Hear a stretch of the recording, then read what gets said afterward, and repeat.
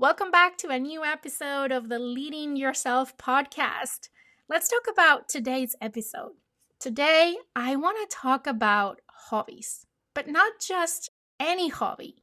I want to share with you 5 very specific types of hobbies that I believe every person needs in their life and why they matter more than ever. These aren't about filling your free time. They're about filling your cup. They're about building the kind of life that doesn't just revolve around productivity and deadlines and to-do lists, but actually feels good to live. If you've been stuck in a cycle of work, kids, responsibilities, and repeat all over again, this one is for you. Let's talk about hobbies that help you move, feel, reflect, create, and connect.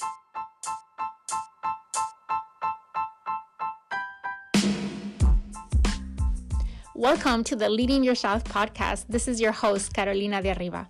I'm an HR professional, coach, wife, mom, and above all things, a goal-getter. In this podcast, we're going to be digging into all things leadership, professional and career development, habits, and relationships. This is a podcast for those who want to become the best version of themselves, those who have big dreams and are willing to embrace the journey and put in the work to achieve them. My goal is to share with you the tools, tips, and tricks to help you in your journey. So let's dig into today's episode. A few days ago, someone asked me, what are your hobbies? And I started to list a bunch of things. And in that moment, I realized that I could bucket all of my hobbies into one of 5 buckets. Some buckets have more things on them than others, but that led me to think about why I have embraced the hobbies that I have embraced, the role they have played in my life, and why they're so important to me. And that is a reason why I stayed consistent with many of them, not all of them. So that inspired me for today's episode. I like to call it the power of 5, the 5 hobbies that I believe everyone needs in their lives. Because a lot of times we look at hobbies as something that can help us fill our time.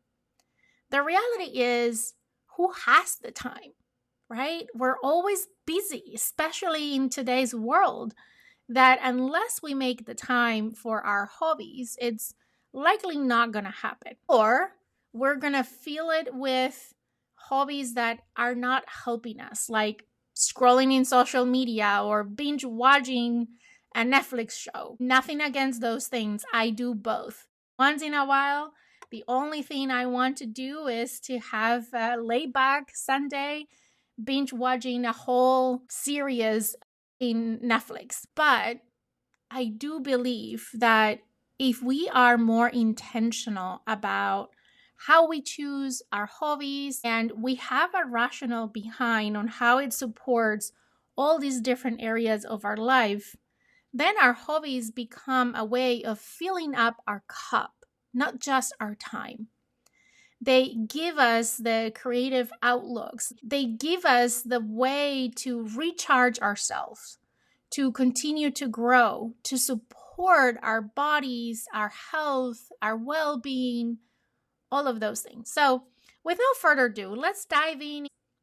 And let me tell you, I'm going to share with you today what specifically I do within each of these types. That doesn't mean that's what you should do. I want to start by saying that because I think it's important that you pick something that speaks to you because we're all so unique. Okay, the first type of hobby is, let's start with one that it's obvious, a hobby that keeps you physically active. Now, before your mind jumps to boot camps and green smoothies, pause. This is not about punishing your body. It's about celebrating your body. About moving because you can, because your body is your home. And when you move it, whether it's a walk around the block or lifting weights at the gym, you feel more alive, more awake, more you. This is joyful movement, not about shrinking your body, but about expanding your life. And here's what I've noticed, both in my own life and in working with so many others, because I don't know if you knew this, but for a short period of time, I was a health and fitness coach, and I help lots of women specifically in this space. We're often taught to see movement as a form of correction, not celebration. We're told to get back on track, to earn your meals, to fix ourselves through workouts. That mindset, it gets really heavy. It leads to guilt. It burns us out. Eventually, we stop showing up, not because we're lazy or unmotivated, but because we're disconnected from why we move in the first place. So, what if we flipped the script? What if movement became something you genuinely look forward to because it leaves your energy, because it clears your mind, because it supports your health, and it helps you feel strong? That's when it stops being a chore and becomes a hobby, something that gives to you, not takes from you.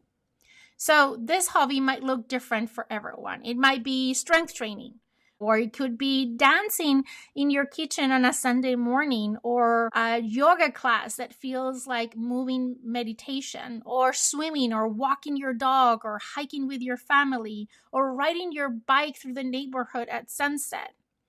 There's no one right way.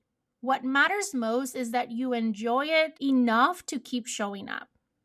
Let me share what that looks like for me. I personally work out 6 days a week, and it's one of the best parts of my day.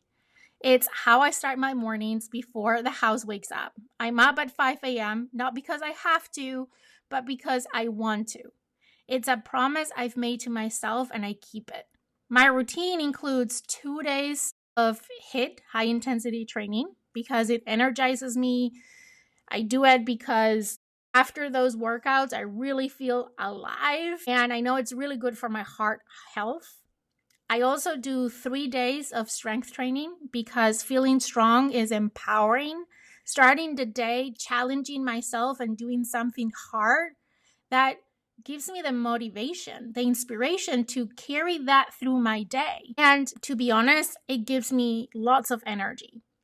And I also do 2 days of active recovery because I think rest is an important part of the process. That's not something that I've always have done, and I came to realize that it's super important. So that can look like foam rolling or yoga or Pilates or going on a walk. And when I travel, I adjust. Sometimes that's a quick workout in my hotel room. Sometimes it's a long walk or a gym session at the hotel. No pressure, no guilt, because this isn't about perfection. It's about consistency. It's about honoring my body. It's about investing in my future. One rep, one stretch, one step at a time. And here's the truth. You don't have to move. You get to move. That's one shift that changes everything. It did for me. And I'll tell you, if I skip my workout in my morning, I can feel it in my energy throughout the day. And when I do work out in the morning, people get a better version of myself. And I like that. I want to be my best version every day. And working out in the morning helps me to do that. So now let me ask you this. What's one type of movement that brings you joy, like pure joy? No guilt, no pressure, not the thing you think you should do, but the one that makes you feel alive. Start there. Build a habit from that place and trust that when it's rooted in joy, it will last a lifetime. Okay, let's move on to the second type of hobby, and that's the one that supports your mind. Because let's be honest, modern life is loud. We're constantly connected, always consuming, always reacting, emails, Teams messages, group chats, news alerts, endless scrolling. It's like we never get a moment to just be. But here's the thing, our nervous system is begging us to pause, to unplug, to slow down enough to hear ourselves think. And that's why the second hobby I believe everyone needs is one that supports your mental health, your mind. Not just self-care in the light candle and take a bubble bath kind of way. I'm talking about something deeper, like a personal ritual that brings you back home to yourself. Because being real, we're holding a lot. Work stress, family needs, the weight of ambition, the invisible load we carry as partners, as parents, as professionals. And on top of that, the world just feels like it's always on fire. So we need to a release valve of a kind, a hobby that helps our mind exhale. One that says it's safe to rest here. You're allowed to pause. So what does that look like? Well, it could look like, for some people, journaling, letting your thoughts spill out without a filter. It could look like gardening. That's not my thing, but I know a lot of people, I see it as a chore, but I know there's people that see it as this way of slowing down with nature and having that pause in the middle of a chaotic life. Other can be painting or coloring, not for Instagram just to create, right? Just for you, not to share with anyone else. Baking, because something about measuring and mixing can be grounding for a lot of people. Meditation, even if it's just 5 minutes of deep breathing. Could be walking without your phone. Yes, no podcast, no calls, just being present. For me, this has been a lifeline. There are a few things that I come back to again and again. For me, journaling in the mornings or at the end of the day, before I start reading my emails or jumping into work, that moment, I can hear my thoughts more clearly. So I like to do it in the mornings while I'm drinking my coffee, or if for whatever reason I can, then at night, it also helps me sleep better. Also, walking in silence, especially in the afternoons, like after dinner, it's a good way of just, easing into the evening and creates a break between the thick of the day and work and everything that has happened, and then getting ready to bed. Those two things anchor me. They're not flashy, no one sees them, but they change how I show up for my work, for my family, and most importantly, for myself. The other thing that I love to do in this category is Growth Day. It's an app that I use daily as part of my morning routine for personal development. It's packed with coaching, with journaling prompts, and tools to support my mindset. There's kind of a daily fire or a podcast every day. There's monthly trainings in there around personal development. I love personal development, so this is something that feeds my soul and helps me disconnect from the busy life and focus on something that is for me. If you're interested, if you're curious about this app, I'm going to put a link on the show notes of today's podcast episode so you can try it for free for 7 days. Just if you're curious. I also like to lean into reading, both physical books and audiobooks, and listening to podcasts as well. That challenges me to grow and reflect and reset. I've tried meditation many times, and I'll be honest, I'm still work in progress for me, but that's okay. This one isn't about perfection, it's about finding your version of peace. And here's something I want to say very clearly. Mental health hobbies don't have to be productive. You don't need to get good at them. You don't need to post about them. You don't need to explain them to anyone. They can be quiet, personal, even a little weird. What matters is how they make you feel during and after. So I want to ask you, what helps you feel more grounded? What brings you back to the present moment? What helps you hear your own thoughts again? Start there. Because in a world that constantly asks you to do more, to go faster, to be available 24/7, this kind of hobby becomes your way of saying, I'm allowed to pause. I'm allowed to protect my peace. I'm allowed to rest my mind. And here's the truth. protecting your peace is one of the most productive things that you can do. It's not indulgent, it's not optional, it's essential. Okay, moving on. The third type of hobby, we're going to go a little bit deeper. This one is not about physical movement or quieting your mind, it's about reclaiming your inner world. We're talking about a hobby that connects you with yourself. Before you were a parent, a partner, a leader, or a doer, you were simply you. A person with dreams, with curiosity, with wonder. And somewhere along the way, life layers on responsibilities, expectations, labels. We become what we do and forget who we are. That's why the third hobby you need is one that connects you back to yourself. This is the kind of hobby that doesn't ask for anything in return. It's not about performance or productivity or even progress. It's about presence. It's about remembering who you are underneath all the noise. For some people, this might be reading fiction, getting lost in a story and letting your imagination stretch again. For some people, it might be listening to music, not for background noise, but for emotion, for memory, for feeling. For some people, it might be solo travel or day trips, stepping out of their routine and letting an adventure guide you. For some people, it might be writing poetry or reflective journaling, words that come from your soul, not your task list. For others, might be exploring spiritual practices, meditation, prayer, spiritual rituals, or just being in stillness. This is a hobby that whispers, hey, I remember you. I remember who you are when no one's watching. Here's a journal prompt that I love for this. What do I need more in my life right now? And what did I love doing as a kid that I've forgotten? For me, I've discovered that as an introvert, solo time is essential to feel like me again. I plan solo dates. Yes, I date with myself. That might look like going to my favorite coffee shop with a book and just sitting, sipping, dreaming. Sometimes it's a quiet walk with no destination, walking for the sake of walking.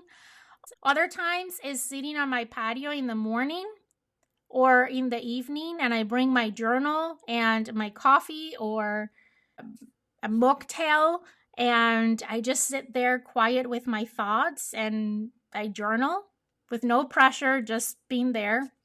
These are small rituals. There aren't just routines, they're anchors. They remind me that I'm not just what I produce. They connect me with the part of me that dreams, that wonders, that feels deeply. And when I am consistent with these moments, I lead better, I parent better, I just live better. Here's something that I want to say, especially if this kind of hobby feels extra or self-indulgent. Reconnecting with yourself is not a luxury, it's essential.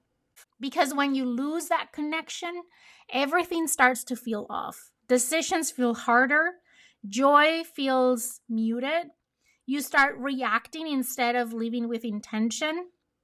But when you know yourself, when you're in touch with your inner world, that's when you lead with alignment. That's when things feel more clear, more true, more you. So ask yourself, when did you feel most like yourself? What's a quiet activity that makes you feel connected with who you really are? How can you carve 15 minutes this week to be with yourself with no agenda? Because this hobby, this connection, isn't about escaping your life. It's about returning to it with a more clear, deeper sense of who you are. And the more you do this, the more your life starts to feel like home. Okay, moving on. Number 4, let's talk about creativity. Not the kind that wins awards or fills galleries or gets you a book deal. That's not what I'm talking about. I'm talking about the kind of creativity that wakes up your brain, that shakes off monotony, that reminds you that you are more than just a machine checking off tasks. We're all creative. Even if you don't identify yourself as a creative person, you are.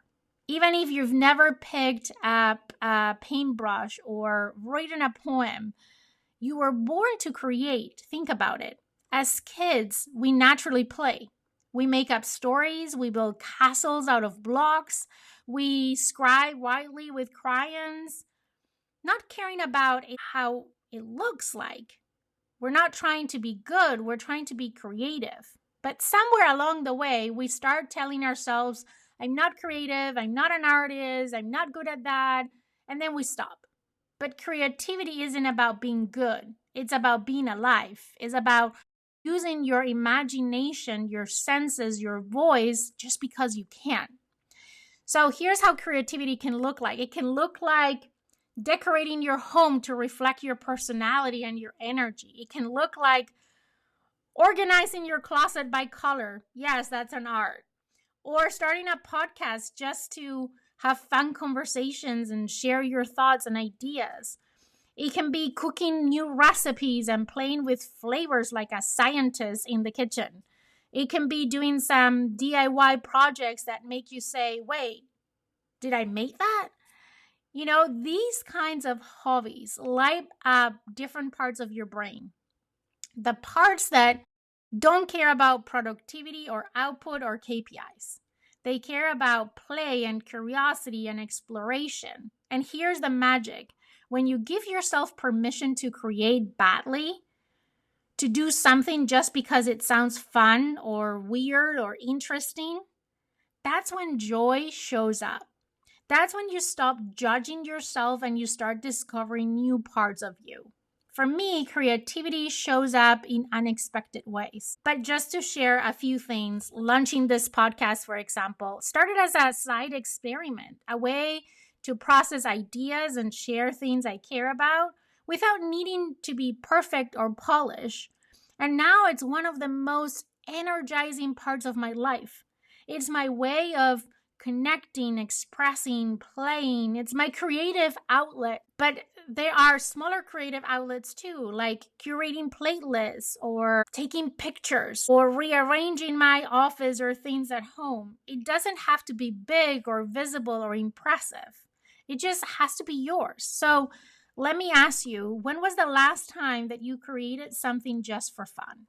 Not for work, not for validation, not for being productive, just for you, for fun. And if it's been a while, that's okay. But maybe this week you give yourself a little space to try. Grab some markers, try a new recipe, make a collage, sing in the shower, write a silly poem, rearrange a corner of your home, paint your nails in neon yellow. I don't know. The point isn't the outcome. It's the energy it brings into your life. Because creativity reminds you that you're not just here to produce. You're here to create, to play, to come alive. Permission. And you don't need permission. You just need to start. Okay, last kind of hobby. Let's talk about connection. This is the hobby we often overlook, especially in seasons of hustle, of if you're working remotely, if you're raising kids, or just trying to keep all the plates spinning. But here's the truth. We are not meant to do life alone. Yes, solitude is powerful. Yes, time with ourselves is essential. We talk about one of the key hobbies is reconnecting with yourself, right? But also, it's super important and essential to belong. We need share stories. We need people who sees us and space where we can let our guards down and just be. And that's where this hobby comes in. It's not about productivity or performance, again. It's about building community intentionally. You don't need a packed social calendar or to host elaborated gatherings every weekend. But you need to make space for real nourishing connection. A few ideas I can think of. Join a book club, virtual or in person. Let conversations flow around ideas and stories. Find a walking or running group. Maybe you start a monthly dinner club with friends or neighbors and you rotate homes and you try new restaurants or keep things simple with potlucks. Maybe looks like volunteering for a cause that speaks to your heart. I believe that few things bond people like a shared service does. Maybe say yes to that invite that you've been postponing, or create a mastermind or an accountability group around growth, career, or health. And if you're craving something more meaningful, sometimes you just need to build it yourself. So I'll give you a couple of examples in my life how this shows up, and I have many of them. Now that I think about it, I always think this is one that I need to do a better job at, but there's actually a few things in here. One of them is Thrive, the virtual conference that I host every year for my birthday. It started as a plan B on how to celebrate a milestone birthday over the pandemic, and it has turned into this big thing, this gathering of people that get together not just to celebrate, but to connect, to inspire, to grow, to uplift each other. And this year is happening in September 8th through the 12th. It's going to be 1 hour every day. The theme is Elevate. And we're going to talk about how to elevate your energy, your mindset, your wealth, your career, your life. But this event has become a way of building community, to connect with people all over the world, to meet new people, and to come together to grow, to learn, to inspire. But also, one thing that I love about Thrive is that if there's any proceeds from the event, they all go to a charity. They all go as a donation to a charity that is close to my heart or the heart of some of the guest speakers that join the event. Hey friend, quick pause because I've got something really exciting to share with you. Thrive is back. That's right. Thrive 2025 is happening this September 8th through the 12th, and you're officially invited. If you've been craving to boost your clarity, confidence, and energy to finish the year strong, this is your moment. Thrive started as a way to celebrate my birthday during the pandemic, and now it's become a tradition. 5 days of powerful conversations, inspirations, and real tools to help you elevate every area of your life. That's our theme this year, Elevate, because you're not here to play small. We've got an incredible lineup of speakers, and yes, I'll be teaching too, and you can join for just $1. Yes, $1 gives you live access to the 5 days, and we have other ticket options with replays and workbooks and VIP perks. So head to the link on the description of this podcast episode to grab your spot before it fills up. I can't wait to see you at Thrive 2025. Another example of this is I've created a growth community. That is one of the things that it's a highlight of this year. I started a community where we meet once a month on a Zoom call. We connect with each other. We dream together. We cheer each other on. We help each other. We coach each other. We learn together. And then every week we're connecting through WhatsApp around our weekly wins and our weekly intentions and sharing inspiration. And as I said, creating this growth community this year is probably one of my highlights of the year. It's been amazing to be able to connect and develop friendships and share a space with like-minded women that are also looking to become a better version of themselves. Connection doesn't have to be spontaneous. It can be designed. You can create the space. You can start the circle. You can be the reason people come together. Because here's what I've learned. Every breakthrough in my life has been tied to people. People who believe in me, who challenged me, who reminded me of who I am when I started to forget about it. So I want to leave you with a few prompts. Who brings out the best in you? Who leaves you feeling inspired, supported, or simply more like yourself? And how can you spend more time with those people or people like them? And if that list feels short right now, that's okay. That's your invitation to begin, to start small, to say yes, or better yet, to start something. because connection isn't just a feel-good bonus.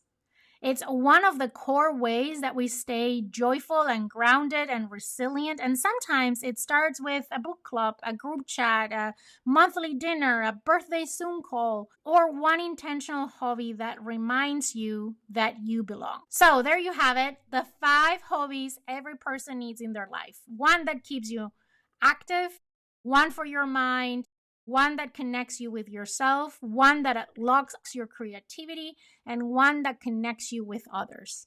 These aren't luxuries, these are lifelines. There's how we build a life that feels rich and nourished and whole. And if you're thinking, but I don't have time, I get it. But let me lovingly challenge that. You don't need 2 hours a day for each hobby. You just need permission to make space for the things that matter. Start small, pick one, try it this week. See how it feels, because the goal isn't to do more, is to feel more like you. As always, if this episode sparks something in you, send it to a friend who needs to hear it too. And let me know what's a hobby that's brought you joy recently. You can DM me on Instagram. You can find me as Leading Yourself Podcast. You can connect with me on LinkedIn. You can send me an email. Until next time, keep leading yourself with intention and with heart. And I'm looking forward to talk to you again soon here on another episode of the Leading Yourself Podcast. Okay, my friend, that's all I've got for you today.